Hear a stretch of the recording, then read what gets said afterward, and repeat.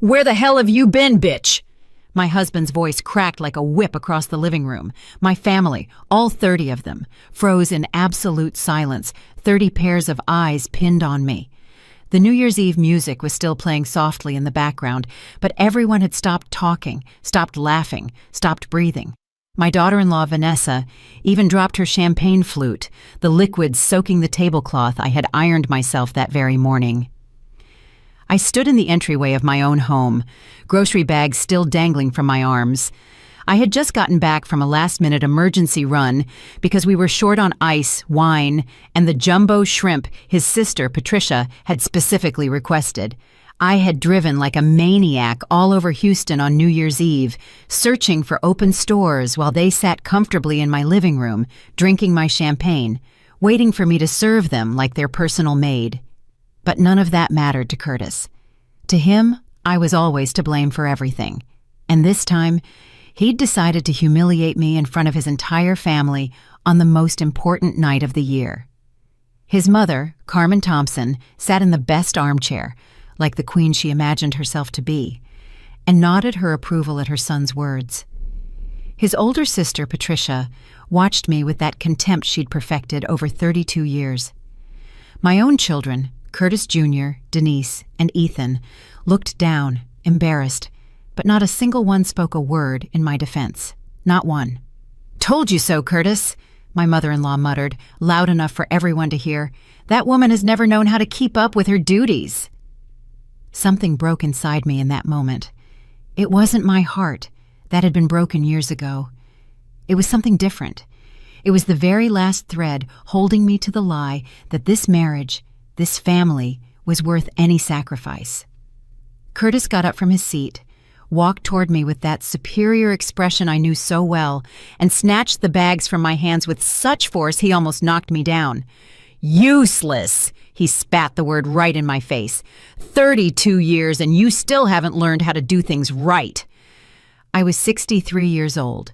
32 years of marriage, 3 children I'd practically raised alone, a house I'd made a home with my own hands, a family business I'd helped build from the ground up. And in that moment, in front of his entire family, my husband called me useless.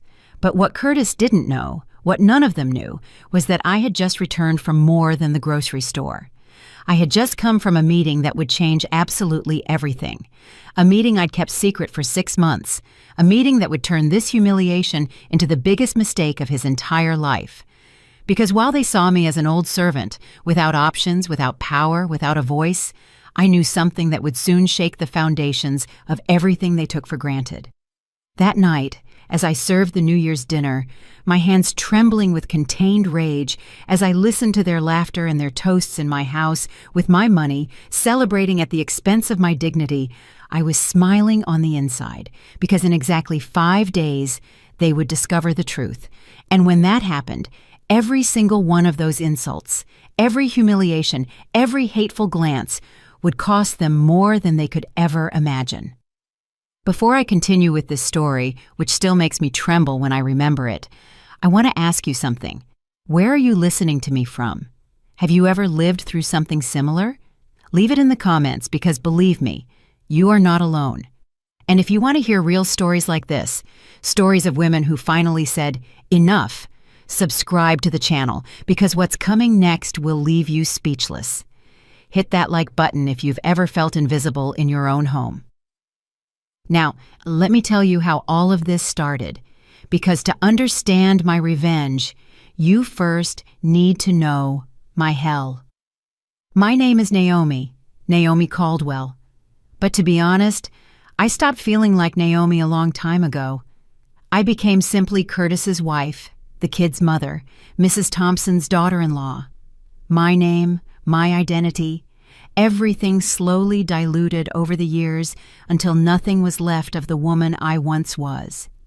I'm 63, though people always tell me I look older.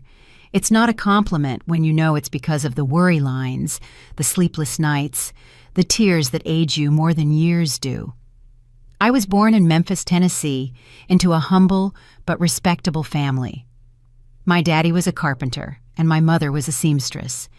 They taught me that honest work and dedication to family were the most important values. I never imagined those same values would become the chains that tied me to a life of servitude. I met Curtis when I was 31. I was working as an accountant at a textile company. I was independent. I had my own apartment, my own dreams. He came in as the new operations manager, handsome, confident, with that smile that made me feel special. He courted me for 6 months with flowers, dinners, and promises of a life full of love and respect. We got married in 1993. It was a simple but beautiful wedding. I remember that day, as we danced our first dance, he whispered in my ear, "You're going to be the happiest woman in the world, Naomi. I promise you." How quickly promises are forgotten. The first few years were good, or at least I want to believe that. We moved to Houston, Texas for a job opportunity for Curtis. I gave up my job, my friends, my city, because that's what good wives do, right? They sacrifice, always sacrificing. In 1994, our first son, Curtis Jr., was born. In 1996 came Denise, and in 1998, Ethan. 3 pregnancies, 3 deliveries, 3 babies I raised practically alone while Curtis built his career.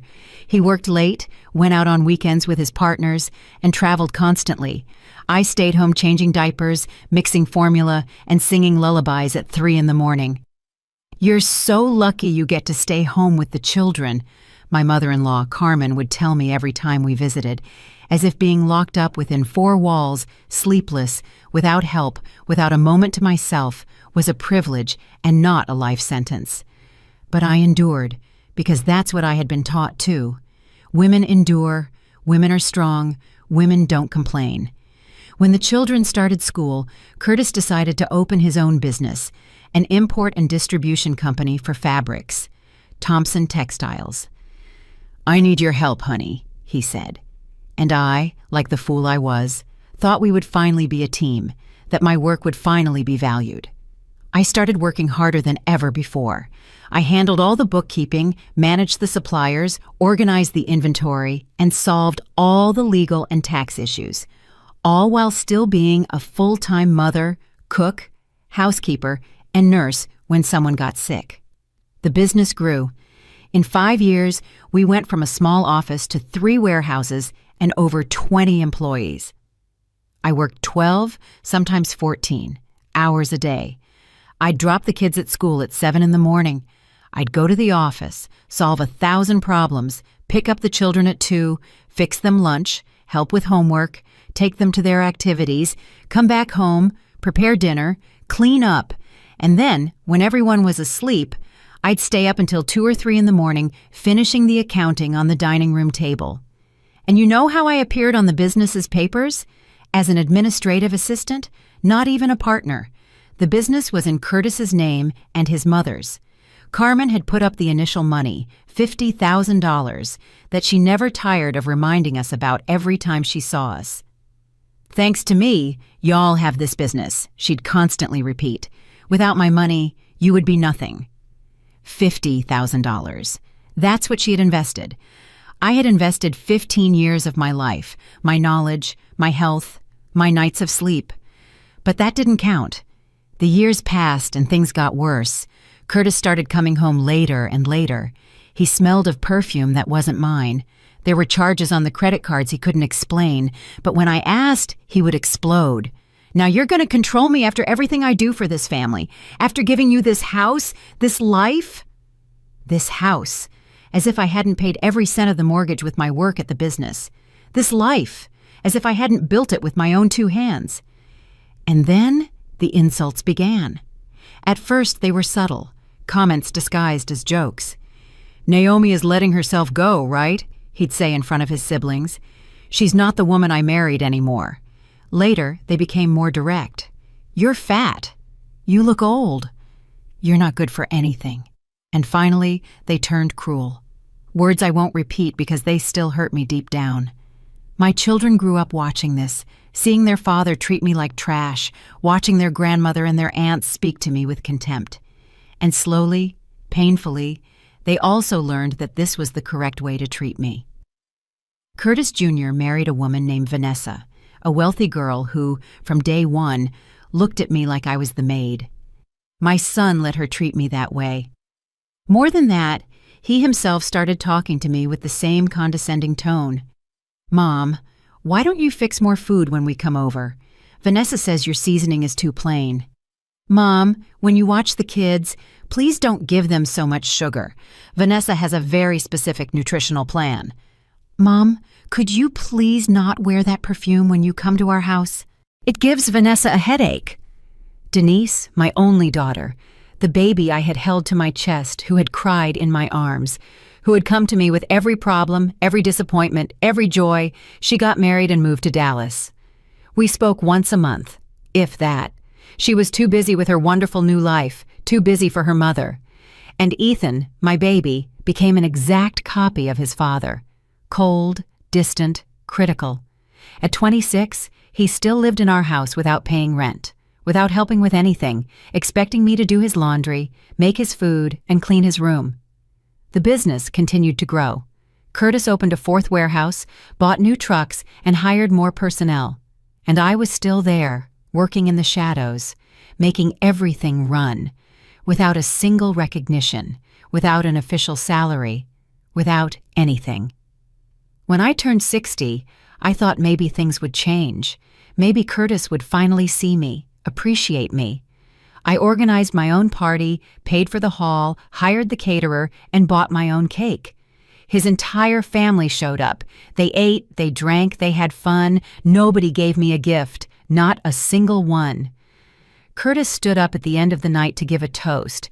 I thought maybe, just maybe, he would say something nice, something that recognized everything I had done.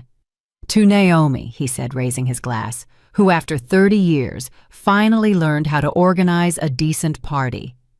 Everyone laughed, everyone toasted, and I smiled, because that's what they expected of me. Smile, always smile. That night, lying in my bed, staring at the ceiling, I made a decision. I didn't know exactly what I was going to do, but I knew something had to change. I couldn't continue living like this. I didn't want to anymore. 3 months later, my daddy died. He left me a small inheritance, his modest bungalow in Memphis where I grew up, and some savings he had guarded all his life. It wasn't much, but it was mine, and that changed everything. Because with that money, with that house, with that small independence, I began to wake up. I started remembering who Naomi Caldwell was before she became the shadow of Curtis Thompson. I started asking questions, reviewing documents, investigating, and planning. And what I discovered in those 6 months of silent investigation chilled me to the bone. But there were still 3 months until New Year's. 3 months for me to finish putting all the pieces in place. 3 months for Curtis to make the biggest mistake of his life by insulting me in front of his entire family. Because you see, while they saw me as an exhausted old woman, without options, without power, without a future, I was building my escape. I was documenting. I was preparing. I was waiting for the perfect moment. And that moment came on New Year's Eve, when Curtis called me woman, in that condescending tone, in front of 30 people in my own house. The months following my father's death were revealing in ways I never imagined. I started noticing things I had ignored before, or maybe just didn't want to see. Curtis no longer even bothered to hide his contempt. The insults became part of our daily routine, like saying good morning or good night. One Tuesday morning, we were having breakfast when I mentioned needing money to repair the washing machine. He laughed in my face. "And what do you think I give you a roof and food for? Use that inheritance from your daddy if you brag about it so much." I had never bragged about anything. I hadn't even told him the exact amount. But to him, the simple fact that I had something of my own was a threat. His family got worse too. His mother, Carmen, started showing up at my house unannounced, acting like she owned the place. She'd open my refrigerator, criticize my cooking, and check my cleaning like an inspector. "This house is a mess, Naomi. I don't know how Curtis stands living like this." A mess. My house, where every piece of furniture was in place, where the floors gleamed, where the towels were always clean and folded. But for her, it was never enough. It never would be. Curtis's sisters, Patricia and Monica, started organizing family gatherings without inviting me. They'd get together with their kids, with Curtis, with Carmen. They'd post the pictures on Facebook. I'd find out through social media that my own family had gone out to eat, gone to the movies, or celebrated a birthday. When I complained to Curtis, his response was devastating. "Well, you're just so boring, Naomi. Nobody wants to hang out with you. All you know how to do is complain and ruin the moment." Me, who had organized every birthday, every Christmas, every celebration for 30 years. Me, who had stayed up late making cakes, decorating, and cooking for 20 people. Now I was the boring one, the one who ruined the moment. But the worst didn't come from Curtis or his family. The worst came from my own children. Curtis Jr. and Vanessa had twins in March, beautiful babies who should have been my joy. Vanessa made the rules very clear to me right from the hospital. "Naomi, you can visit them on Tuesdays and Thursdays from 3 to 5 in the afternoon. That's it. I need privacy and a routine with my babies. And please, give me 24 hours notice so I can prepare the house." Prepare the house, as if I were a stranger, as if I weren't their grandmother. When I protested, Curtis Jr. cut me off over the phone. His voice was identical to his father's, that cold, authoritative tone I knew so well. "Mom, those are Vanessa's rules. You follow them or you don't see the kids. It's that simple." That simple. My grandchildren used as blackmail, as a weapon. Denise in Dallas was worse because she pretended. She'd call me every 3 weeks, 10-minute conversations where she'd talk nonstop about her wonderful life, her wonderful husband, her wonderful job. When I tried to tell her something, anything, she'd interrupt. "Oh, Mom, I'm so sorry, but I gotta run. I have a meeting. Talk soon." She never visited. When I suggested going to see her, she gave 1,000 excuses. She was remodeling. She had too much work. The house was too small. Maybe next month. The next month never came, and Ethan, my baby, living under my roof, eating my food, using my electricity, my water, my internet. That same Ethan who, one Saturday morning, yelled at me because I hadn't ironed the shirt he needed. "You never do anything right. All you're good for is getting in the way." He was 26 years old. 26 years old. And he was yelling at me like I was his employee. And Curtis, sitting in the living room reading the paper, said absolutely nothing, not a word in my defense. At the business office, things also changed. Curtis hired a new woman, Lauren, as his personal assistant. 32 years old, beautiful, always perfectly made up. She started accompanying him to every meeting, every business trip. I stayed in the office doing the dirty work while they were having dinner at expensive restaurants with clients. The employees started whispering. I pretended not to hear, but I heard everything. The Fridays Curtis left early, the hotels he booked on the corporate credit cards, the expensive gifts that showed up on the statements. One afternoon in July, I walked into his office without knocking. Lauren was sitting on his desk. Curtis had his hand on her shoulder. They quickly separated when they saw me, but it was too late. I had seen enough.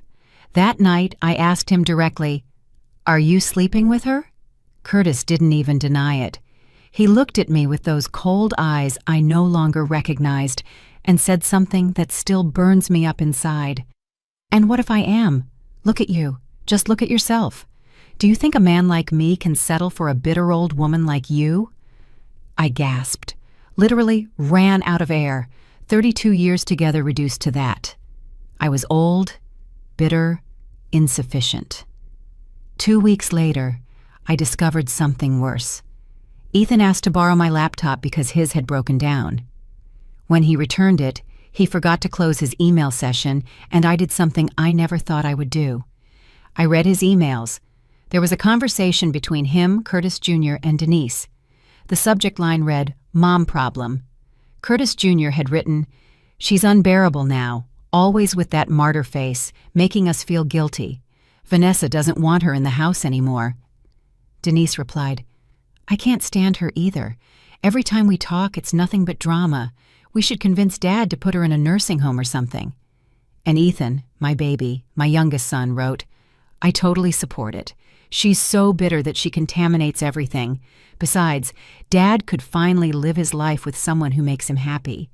My own children, my 3 children, planning to get rid of me like I was trash. I cried that night until I had no tears left. But after the tears came something different. Clarity came, rage came, determination came. Because as I read those emails, I remembered something.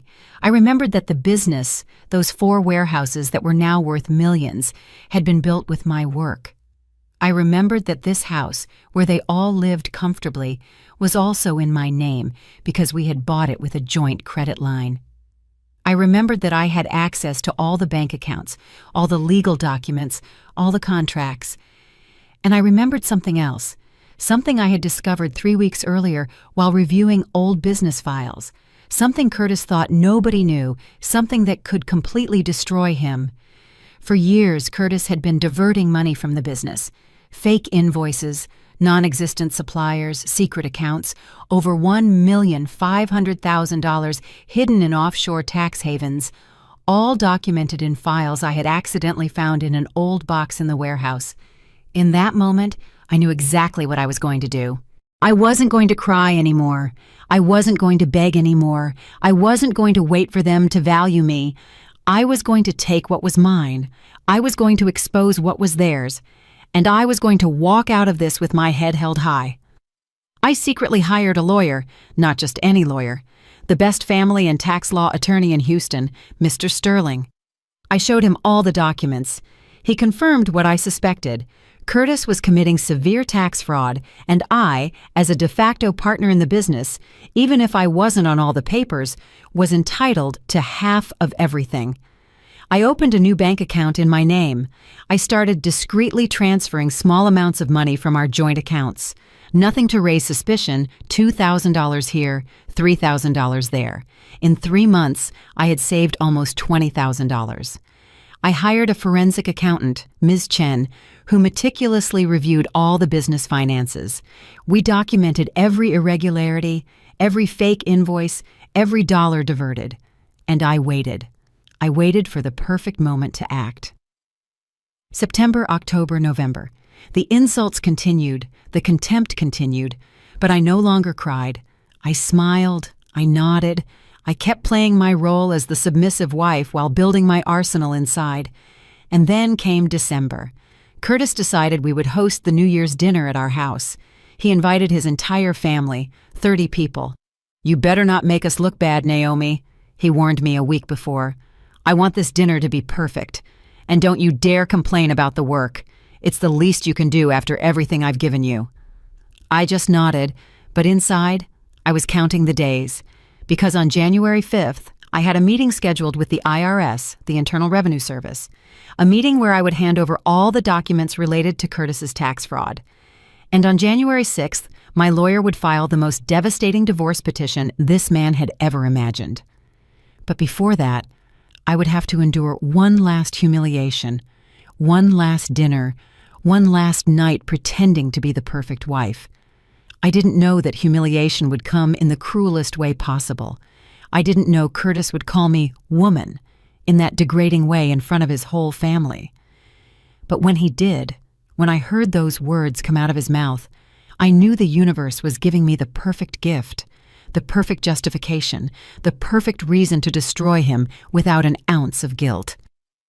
That New Year's Eve, after serving dinner, after cleaning the dishes, after saying goodbye to the last guests who left my house at 3 a.m.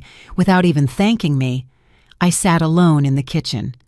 Curtis had gone to sleep without saying a word to me. Ethan was in his room. The house was silent.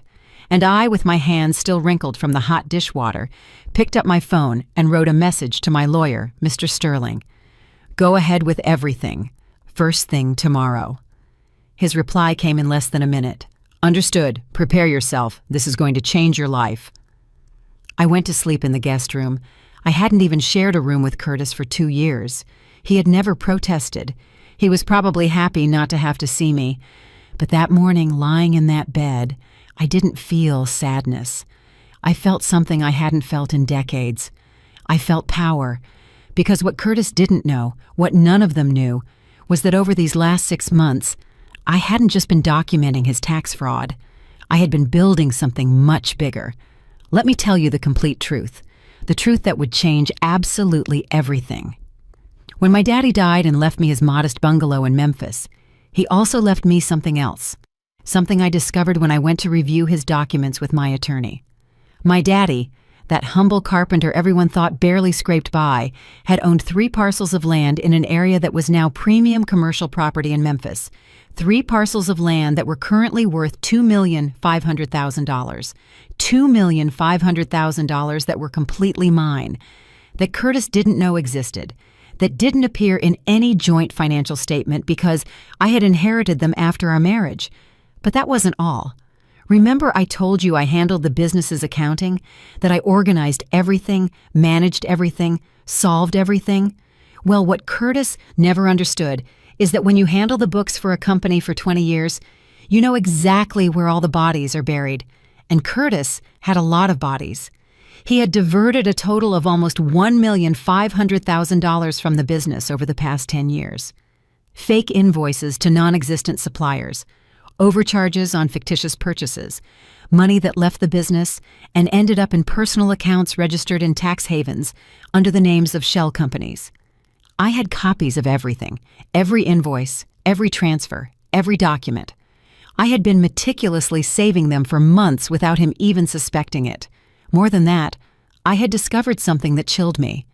The business, those 4 warehouses Curtis boasted about as his, didn't technically belong only to him. When the first partnership was registered back in 2001, I appeared as a partner with 40% of the shares. Curtis had 40%, and his mother had the remaining 20%. Over time, Curtis had been modifying the corporate bylaws, diluting my participation, making me sign documents I didn't read because I trusted him. By 2015, according to the official papers, I only owned 5% of the company. But here's the interesting part. Those modifications were never correctly registered with the State Registry of Commerce. There were inconsistencies, signatures that didn't match, and missing documents. My lawyer confirmed it to me. Legally, I was still the owner of the original 40% of the company. 40% of a business that was now valued, according to the latest assessments, at $6 million. That meant $2,400,000 of that company were legally mine, and Curtis had no idea.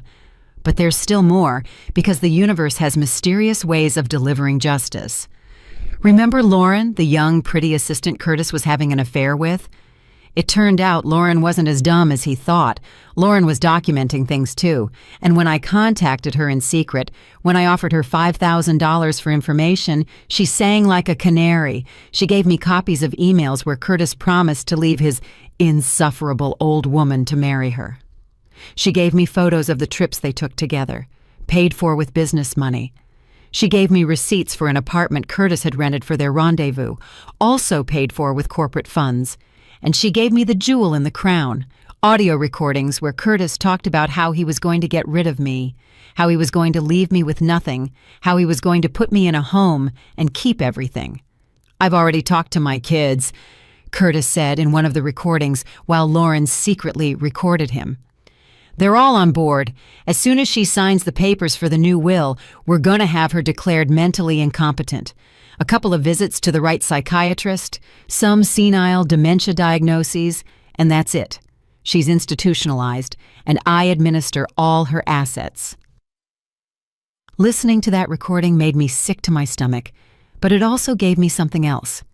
It gave me the absolute certainty that these people didn't deserve another second of my consideration, or an ounce more of my guilt. Throughout December, while they were planning my destruction, I finished building my perfect escape. I sold the 3 parcels of land in Memphis, $2,500,000, which I deposited into a bank account in the United States, completely legal, completely untouchable by Curtis. I hired not 1, but 3 lawyers, one specializing in family law, one in tax law, and a third in corporate law, all 3 working in coordination to build the strongest possible case. I made copies of absolutely everything: documents of the tax fraud, proof of the infidelity, audio recordings, emails, bank statements, contracts, Everything stored in 3 different locations: a safe deposit box at the bank, a private storage unit, and digital copies in the cloud. And on January 2nd, 2 days after Curtis called me that degrading name in my own house, I did something else. I went to my attorney and signed the divorce papers he had prepared, but not just any divorce. A divorce where I was demanding 50% of all marital assets, plus the legitimate 40% of the company, plus compensation for emotional distress, plus compensatory spousal support for 32 years of unpaid work. In total, I was suing for $8 million. On January 3rd, I went to the IRS offices with my forensic accountant, Ms. Chen. We delivered a 300-page file documenting every dollar Curtis had stolen from the government. Aggravated tax fraud, organized crime, money laundering. Crimes that could give him between 5 and 15 years in prison. And on January 4th, 1 day earlier than originally planned, my attorney filed the divorce petition in family court. Curtis would receive the official notification on the morning of January 5th. At the same time, the tax authority would be knocking on his office door with an audit order. But before that happened, on the night of January 4th, I decided to give him a little preview. I came home after having been at the doctor's all day, as I had told Curtis. He was in the living room watching television, drinking whiskey, probably thinking about Lauren. I sat down across from him. He looked at me with annoyance. "What do you want now?" I smiled, a calm, serene smile that unsettled him. "I just wanted you to know something, Curtis. Tomorrow, your life is going to change forever, and not in the way you expect." He laughed, that arrogant laugh I knew so well. "What the hell are you talking about? Have you really lost it now?"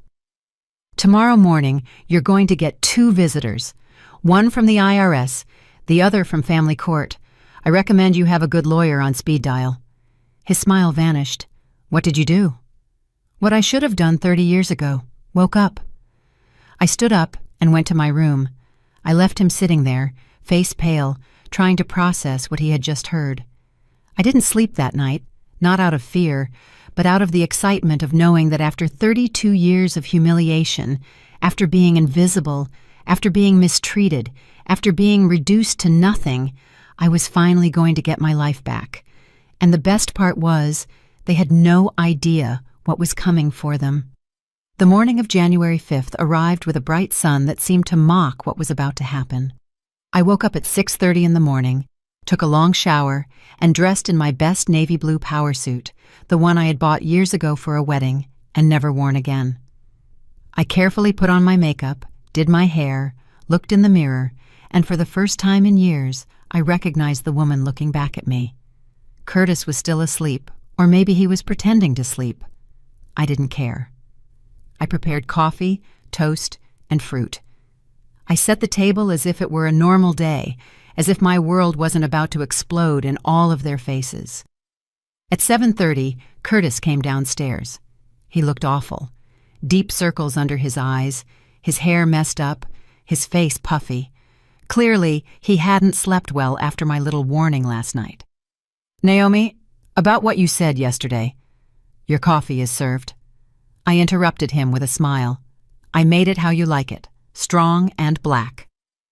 He sat down at the table, suspicious, looking at me like I was a stranger. Maybe he was finally starting to understand that I was a stranger, one who had lived under his roof for 32 years. At 8:15, the doorbell rang. Curtis nearly spilled his coffee. I went to open it. 2 men in formal suits. One had a brown briefcase.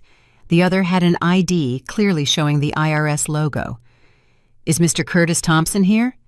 "He is," I said, pointing to Curtis, who had stood up with a face as white as a sheet. "Please come in. Would you like some coffee?" The IRS men didn't want coffee. They handed Curtis an official notice. Order for an immediate audit of Thompson Textiles. Preventive freezing of corporate bank accounts. Demand for all fiscal documents from the last 10 years. "You have 24 hours to appear at our offices with your legal representative and all required documents," the man with the briefcase said. "Otherwise, we will proceed with a criminal complaint for alleged tax fraud." Curtis looked at me. The fury in his eyes was palpable, but there was something else, too. There was fear. The men left. Curtis exploded. "What in God's name did you do? Did you call them?" "I didn't call anyone, Curtis. I simply handed over documents. Documents that you created, invoices that you falsified, transfers that you made. I just made sure the relevant authorities knew about your creative accounting activities." He tried to come toward me. For a moment, I thought he was going to hit me. He had never done it before, but there was something savage in his eyes. I took a step back and pulled out my phone. "I recommend you don't do anything stupid, Curtis. I have this connected to record directly to the cloud. Anything you do will be documented and automatically sent to my lawyers." He stopped, his fists clenched, his jaw tight, but he stopped. "You're a snake." "No, Curtis. I'm a woman who finally learned how to bite back." The doorbell rang again. Curtis and I looked at each other. He knew what was coming. This time it was a court officer from family court, notification of divorce petition, lawsuit for $8 million, summons for a preliminary hearing in 15 days. Curtis read the documents with trembling hands. He flipped the pages faster and faster, his eyes jumping from one paragraph to another, his breathing accelerating. This is insane.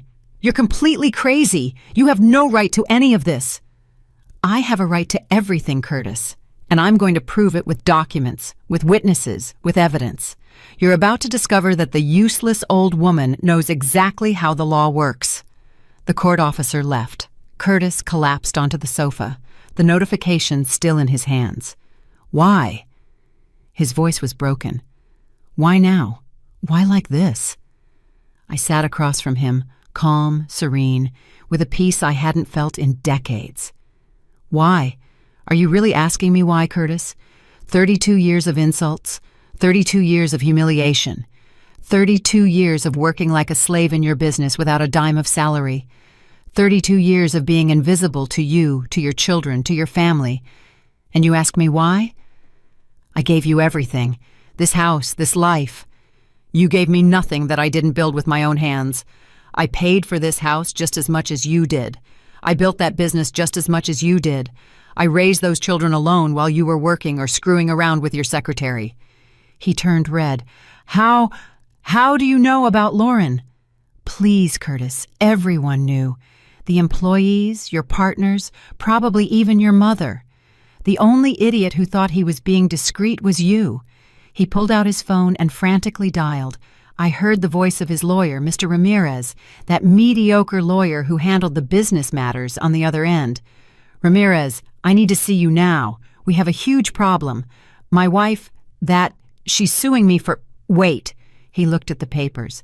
"For $8 million, and the IRS is auditing the company. Yes, today, right now. Get over here immediately." While Curtis made his call, I received a text message on my phone. It was from Mr. Sterling, my lawyer. "Everything is in motion. Corporate accounts frozen. Audit activated. Your petition filed." Now comes the interesting part. The interesting part. That made me smile. Because you see, the plan didn't end there. That was just the first blow. The blow that woke them up, that put them on alert, that made them react predictably. Because I knew exactly how they would react. Curtis would call his children. His children would come running to protect their inheritance. His mother would come to insult and threaten me. They would all unite against me, just as they always had, and that was exactly what I needed them to do. At 11 a.m., Curtis Jr. arrived with Vanessa. They burst into the house like a hurricane, without knocking, without greeting me. "What in the world is going on, Mom?" my son yelled. "You've gone crazy. You're trying to destroy Dad." "I'm trying to get back what's mine." "Yours? None of this is yours. Dad built that business. Dad bought this house. You were just here playing the victim like always." Vanessa, standing behind him with her arms crossed, added venomously, "I knew you were a gold digger, Naomi. Always pretending to be the good one, the sacrificial one, just waiting for the moment to steal everything." I looked at both of them. This son who had come from my body, this woman I had welcomed into my family with open arms, and I felt absolutely nothing. No pain, no disappointment, nothing. "Are you finished?" I asked calmly. "We haven't finished. Are you going to withdraw this petition right now, or what?" "Or what, Curtis?" I interrupted him. "Or are you going to disinherit me? Or are you going to stop talking to me? Or are you going to continue treating me like you have for years? Go ahead. You have nothing to threaten me with because you've already taken everything you could take. My dignity, my self-esteem, my happiness. The only thing you haven't taken is my life, and believe me, you won't get that either." At 1 p.m., Carmen arrived with Patricia and Monica, the holy trinity of bitterness. "You wretch!" Carmen screamed as soon as she entered. "After everything this family did for you, this is how you repay us? Trying to steal my son's business? Your son stole over $1,500,000 from the government, Carmen. I'm just helping the law do its job." "Liar! My Curtis is an honest man." "Your Curtis is a tax felon, and I have the proof." Patricia approached me, her finger pointing at my face. "You were always resentful, a bitter woman who poisons everything. My brother should have left you years ago." "How strange," I calmly replied. "Because for 32 years, you were all happy taking advantage of this bitter woman, happy eating in my house, happy using my labor, happy insulting me to my face. But now that the bitter woman turns out to have teeth, you're all scared." Ethan arrived at 3 p.m. He didn't yell, he didn't insult, he just looked at me with a coldness that froze my blood. "You know what the worst part of all this is, Mom? It's not that you're suing Dad. It's not that you're destroying the family business. It's that you finally showed who you really are. A selfish, vindictive woman who's willing to sink her own family for money." "Interesting," I said, "that you call me selfish. Tell me, Ethan, how much rent have you paid in the last 5 years you've lived here? How much have you contributed to food, electricity, water, internet? How many times have you done your own laundry? But I'm the selfish one? You're my mother. You're supposed to serve you until the day I die, disappear when it's no longer convenient for you, let you put me in an assisted living facility as you planned so you could keep everything?" He turned pale. "How? I know everything, Ethan. The emails, the plans, the conversations with your siblings about the mom problem. Everything." Throughout the day, relatives, Curtis's friends, and business partners kept arriving, all with the same message. Naomi is crazy. Naomi is vindictive. Naomi is destroying the family. And I received them all with the same calm, the same serenity, because every insult, every threat, every attempt to make me feel guilty only confirmed that I was doing exactly the right thing. At 8 p.m., when everyone finally left, Curtis was left alone in the living room, defeated, aged 10 years in a single day. I approached him one last time. "This is just the beginning, Curtis. Tomorrow, your accountant is going to discover that the corporate accounts are frozen. The day after tomorrow, the suppliers are going to start calling, asking for payments. In 1 week, the scandal is going to be public. In 2 weeks, you'll probably have a formal criminal complaint. And in 1 month, when the judge reviews my petition and sees all the evidence, you will understand exactly how much it will cost you to have called me that degrading name in my own house." "Naomi, please, no," I cut him off. "There are no more pleases. There's no more negotiation. There are no more opportunities. You had 32 years of opportunities, and you wasted every single one of them." I went up to my room, packed a suitcase with the essentials, and I left. I went to a nice hotel in downtown Houston, a place where nobody knew me, where nobody judged me. That night, lying in a bed I didn't share with anyone, in a room that was completely mine, I slept better than I had in the last 10 years. Because finally, after so much time, I had stopped being a victim and become the protagonist of my own story. And the best was yet to come. 2 weeks passed, 2 weeks where I remained completely invisible to them. I didn't answer calls, I didn't reply to messages, I disappeared off the map while the chaos unfolded exactly as I had planned. Curtis had to hire an emergency tax attorney when Mr. Ramirez admitted that this was completely out of his league. It cost him $20,000 just for the retainer. The corporate accounts were still frozen. Suppliers started demanding payment. 3 of his best clients canceled contracts because the rumors of fiscal problems spread like wildfire in the Houston textile industry. I knew everything because my forensic accountant, Ms. Chen, had contacts everywhere. She sent me daily reports. It was like watching a building collapse in slow motion, and I didn't feel a speck of guilt. The preliminary divorce hearing was scheduled for January 20th at 10 a.m. I arrived at the courthouse at 9:30. Pearl gray suit, discreet heels, my hair pulled back in an elegant bun. Mr. Sterling was waiting for me at the entrance with a confident smile. "Ready to make history, Mrs. Naomi?" "Ready to make justice." We entered the courtroom.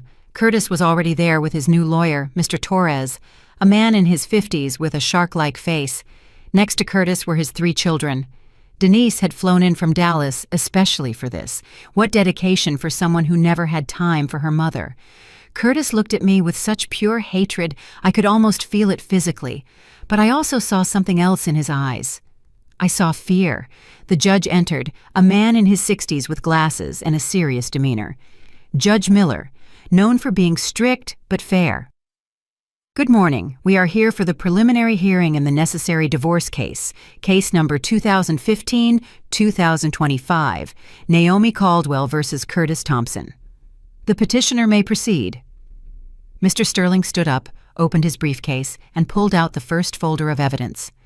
"Your Honor, my client is requesting a necessary divorce based on multiple grounds: severe emotional abuse, proven infidelity, sustained psychological violence, and economic dispossession. We present the following evidence." For the next 30 minutes, my lawyer presented evidence after evidence. Photos of Curtis with Lauren in restaurants, in hotels, receipts for the apartment he rented for their meetings, bank statements showing personal expenses paid with corporate money. Curtis sank further and further into his chair with every document presented. But then came the part I was waiting for. Furthermore, Your Honor, we present evidence of asset fraud. Mr. Thompson modified the corporate bylaws of Thompson Textiles to reduce my client's ownership stake from the original 40% to only 5% through documents that were never properly registered with the State Registry of Commerce. Curtis's lawyer immediately stood up. "Objection! Those documents were voluntarily signed by Ms. Caldwell at the time. She accepted—" "She was tricked," Mr. Sterling interrupted. "They were coerced into signing documents by being told they were routine administrative procedures. My client did not have her own legal representation at the time, and most importantly, those documents lack legal validity due to irregularities in their registration." The judge carefully reviewed the documents. He spent several minutes reading, comparing dates, and checking seals. "Continue, Mr. Sterling." "Thank you, Your Honor. Based on the original corporate constitution documents, my client is legally the owner of 40% of Thompson Textiles. Additionally, for 32 years, my client worked in said company without receiving a formal salary, without benefits, without labor recognition. We are demanding compensation for work performed, plus the recognition of her legitimate share ownership." Then Mr. Sterling pulled out another folder. This one was thicker, and when he opened it, I watched Curtis turn completely pale. "Additionally, Your Honor, we have evidence that the respondent and his adult children plan to have my client declared mentally incompetent in order to institutionalize her and appropriate her assets." He placed the audio player on the table and pressed play. Curtis's voice filled the courtroom. "I've already talked to my kids. They're all on board. As soon as she signs the papers for the new will, we're going to have her declared mentally incompetent. A couple of visits to the right psychiatrist, some senile dementia diagnoses, and that's it. She's institutionalized, and I administer all her assets." The silence in the room was deafening. My 3 children had red faces and were staring at the floor. Curtis looked like he was about to vomit. The judge stopped writing and looked directly at Curtis. "Is that your voice, Mr. Thompson?" Curtis did not answer. His lawyer touched his arm. urging a response. I was upset. It wasn't serious. It wasn't serious to plan to declare your wife incompetent in order to steal her assets? The judge's voice had a steel edge. Continue, Mr. Sterling. Your Honor, we also present evidence that Mr. Thompson is under investigation by the tax authority for alleged aggravated fraud. We have copies of fake invoices, transfers to shell companies, and fund diversion exceeding $1,500,000. Curtis's lawyer tried to object, but the judge silenced him with a gesture. Do you have anything to add, Mr. Torres? Curtis's lawyer looked defeated. He knew there was no possible defense against this avalanche of evidence. Your Honor, we request a recess to consult with our client. Denied. The respondent will have the opportunity to present his defense at the next hearing. For the moment, based on the evidence presented, I issue the following precautionary measures.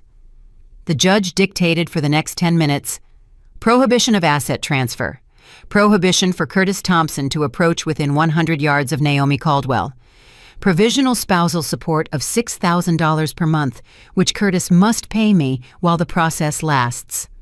And best of all, a judicial receiver for Thompson Textiles until the stock situation is clarified. When the judge finished, Curtis finally exploded. This is an injustice. She's stealing from me. I worked for 32 years to build that business, and this witch wants to take it away from me. Mr. Thompson, the judge banged his gavel. One more outburst, and I will find you in contempt. You are being given every procedural guarantee. If you don't like how things are going, present me with proof at the next hearing. Until then, be silent. Curtis slumped into his chair, defeated. His children looked at him with a mixture of shame and panic. Denise had tears in her eyes, but not from sadness for me, but from fear of what this meant for her inheritance. The session is adjourned. Next hearing in 1 month. We left the courthouse. On the steps, Curtis caught up with me. His lawyer tried to stop him, but he pushed him aside. Naomi, please, we can fix this. It doesn't have to be this way. We can negotiate. We can... No. My voice came out firm, without a trace of doubt. There is no negotiation, not after 32 years. Not after New Year's Eve, not after planning to declare me mentally incompetent to rob me. No, Curtis, it's over. But you'll destroy your own children. The business is their future, their inheritance. Their inheritance, I repeated slowly. How interesting that you care about them now. Where was that concern when they were planning to declare me incompetent? Where was it when you called me that name in front of your whole family? Where was it when your children said I was a nuisance that had to be eliminated? Curtis Jr. approached, his face red with fury. Mom, stop it! You've made your point. Now stop this before it's too late. I looked at him. This son who had grown in my womb, this man who was so much like his father in all the worst ways. No, son, no. What's too late is your chance to treat me like a human being. You had 32 years. You wasted them. Now live with the consequences. Denise approached me, crying, Mom, please. We're your family, your blood. You can't do this to us. You are not my family, Denise. Family doesn't treat its own this way. Family doesn't plan to declare its mother demented to steal from her. You are strangers who share my last name. Nothing more. Ethan, the only one who hadn't said anything, finally spoke. You're going to regret this. You're going to end up alone, bitter, with no one. I smiled. A genuine smile that probably disconcerted them more than anything else. Ethan, I was already alone. I was already bitter. The difference is that now I'm alone by choice, not by abandonment, and the bitterness is leaving me with every step I take away from you. I turned and walked toward the car where Mr. Sterling was waiting for me. Behind me, I heard shouts, pleas, threats. I did not turn around a single time. In the car, my lawyer looked at me with respect. Mrs. Thompson, that was masterful. The judge is clearly on our side. The next hearing is a mere formality. We've won. No, counselor, I corrected him. I won, and I didn't win the money or the business. I won something much more valuable. I won my dignity back. That afternoon, back at my hotel, I received a call from an unknown number. It was Lauren, Curtis's ex-mistress. Mrs. Caldwell, I just wanted you to know something. Curtis called me. He offered me money to say I falsified the recordings, that you paid me to lie. I told him to go to... Why are you telling me this? Because when I told him no, he threatened me. He said if I didn't cooperate, he would ruin my life. And that's when I understood you were right about him. He's a monster who hides who he is very well. Thank you for calling, Lauren. No, ma'am. Thank you. Thank you for showing me that monsters don't deserve another second of our time. I hung up the phone and looked out the hotel window. The sun was setting over Houston, painting the sky orange and pink, and for the first time in 32 years, I felt completely free. 6 months have passed since that hearing. 6 months that have changed my life in ways I never imagined possible. The divorce was finalized in March. The judge ruled in my favor on absolutely everything. He awarded me 50% of the marital assets, which included the house where I lived for 32 years. Curtis had to buy me out of my share or sell it. He chose to sell it. He couldn't stand the idea that I owned something he considered his. I was also legally recognized as the owner of 40% of Thompson Textiles. Curtis tried to appeal, but with the judicial receiver documenting all the irregularities he found, he had no chance. We ended up reaching a settlement. He bought my stake for $2,800,000. $2,800,000 that were added to the $2,500,000 from my father's inheritance. $5,300,000. That was my new reality. The IRS concluded its investigation. Curtis faced charges for tax fraud. He reached an agreement with the authorities to pay a huge fine and back taxes, thus avoiding jail. But the scandal destroyed his reputation in the Houston textile world. He lost 60% of his clients. He had to close 2 of his 4 warehouses. My children tried to contact me for months. Calls, texts, emails. They even showed up at my new apartment, a beautiful penthouse condo in a residential area of Houston that I bought with my money. I didn't open the door. Denise finally wrote me a long letter, asking for forgiveness, saying she understood my pain and begging me to give her a chance to rebuild our relationship. I read it once and then put it in a drawer. Maybe someday I'll be ready to forgive. Maybe someday I can look at them without feeling that mix of sadness and relief. But that day is not today. Curtis Jr. lost his job at the family business when Curtis had to cut staff. I heard through others that he and Vanessa are having marital problems. Apparently, when the money runs out, the love evaporates too. Ethan finally had to get a job. He had to rent his own apartment. He had to learn how to cook, wash his clothes, and pay his bills, all those things I used to do for him while he called me useless. Carmen suffered a mild heart attack in April. I heard she is now living with Patricia because Curtis can no longer afford to keep her in her house with a full-time maid. I wonder if Patricia treats her with the same devotion she expected from me. I doubt it. As for me, I moved back to Atlanta, my home state. I bought a beautiful house near the historic center, with a yard and a fountain full of light and space. A house that is completely mine, where no one yells at me, where no one insults me, where no one expects me to serve and clean. I opened a small consulting business for female entrepreneurs. I use my decades of experience to help other women understand their finances, protect themselves legally, and not make the mistakes I made. It's rewarding in ways I never experienced at Curtis's business. I reconnected with friends from my youth, friends I had abandoned when I got married and moved to Houston. We go out to eat, we go to the movies, we travel together. For the first time in decades, I have a social life that doesn't revolve around serving my husband's family. 2 weeks ago, I turned 64. My friends threw me a surprise party. There were flowers, music, laughter, and genuine hugs. They sang happy birthday to me and gave me gifts picked out especially for me. And when I blew out the candles on my cake, I didn't make a wish because finally, I don't need to wish for anything anymore. I have everything I need. This morning I received a text message from an unknown number. It was Curtis.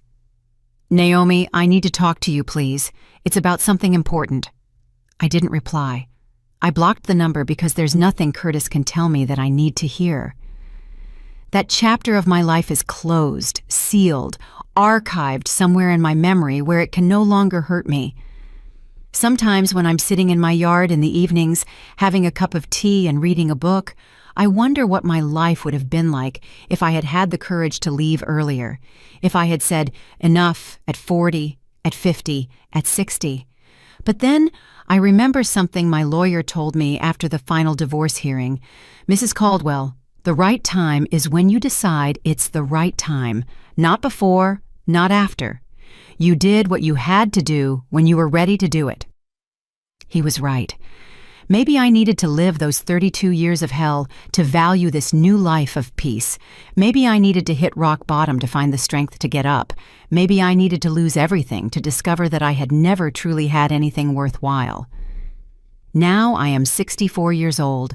Some might say I started late, that I wasted my youth, that I lost the best years of my life. But I don't see it that way. I see that I have, with luck, 20 or 30 more years of life, and these years are going to be completely mine. They will be years of dignity, of respect, of peace. They will be years where I decide what I do, when I do it, and who I do it with. And that's not losing. That is winning. If you are listening to me and going through something similar, if there is someone in your life who makes you feel small, invisible, useless, I want you to know something. You are not alone, and it is never, ever too late to take your life back. It doesn't matter if you are 40, 50, 60, or 70 years old. It doesn't matter if you have been in a toxic relationship for 10 or 40 years. It doesn't matter if you have money or not.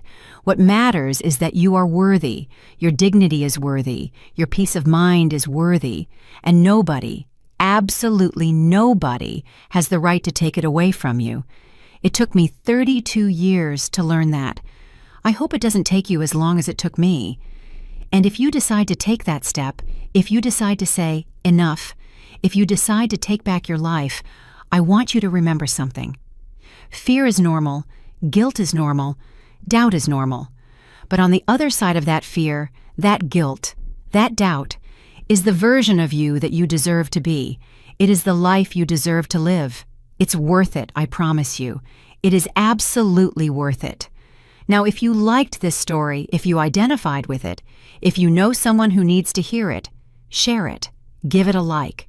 Subscribe to the channel for more real stories of women who said, enough. And above all, leave your story in the comments. Tell me what you're living through. Tell me what you decided to do, because you are not alone. You are never alone. And remember, you are not old. You are not useless. You are not invisible. You are a woman with a whole life ahead of you, a life that is yours, only yours, and no one can take it away from you. Thank you for listening to me. Thank you for being here. And thank you for reminding me that my story, however painful it may have been, can help someone else find their way to freedom. See you in the next story. Until then, take care, value yourself, and never ever let anyone dim your light.